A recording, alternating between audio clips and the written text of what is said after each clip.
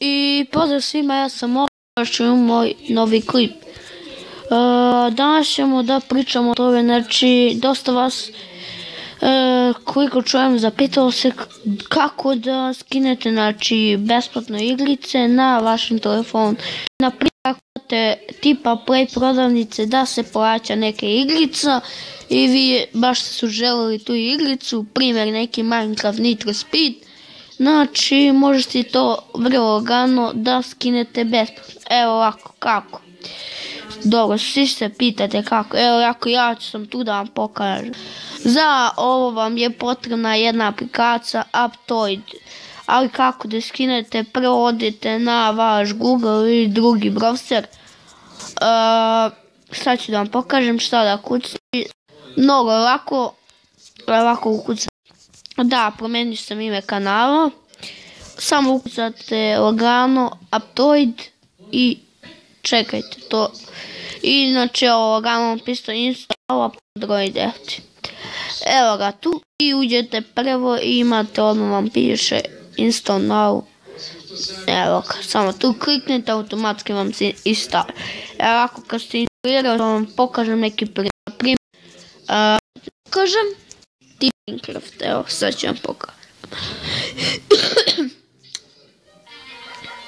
Samo malo, evo ovako, kucajte primjer jebo ga još sa ukucao.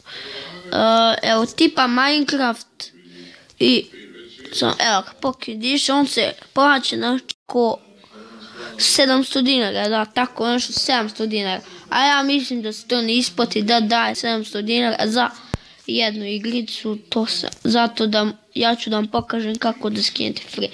Evo ako kad ste na primjer skinuli ovaj Aptoide, uđete u njega, on vam je isto kao Google Play Store, kako mi nazivamo, i ćete nastaviti gdje srčujte i kucate, samo vidite da li se plaća Minecraft, Pocket, aj odmah, ja mislim da će, ja lošu kucu, izvinite, loš, samo malo, izvinite koji fajl, kucate Minecraft, gledajte opet, Pocket, mislim da će odmah da mi izbaci, Minecraft, Pocket, i sad ću da ga samo malo, evo ga ljudi, vidimo da li se plaća.